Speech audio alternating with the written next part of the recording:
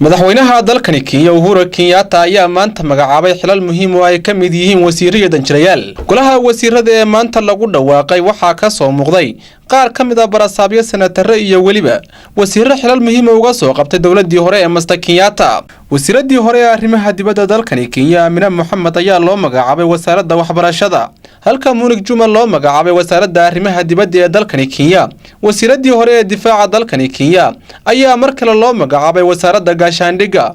Fred Matiang'i wasiirkii hore ee wasaaradda waxbarashada ayaa loo magacaabay wasiirka arrimaha gudaha ee dalkani Kenya.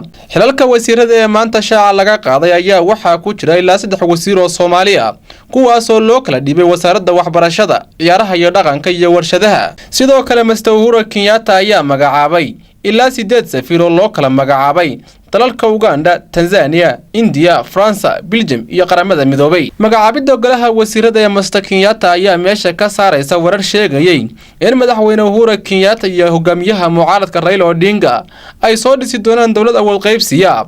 dhanka kale ururka weynaha mucaaradka NASA ayaa dhankooda wada qorshe ay ku caleema saarayaan hogaamiyahooda Raila Odinga 3 bishan January. Saad Cabdi Tahliil, telefishinka caalamiga Universal, magaalada Nairobi.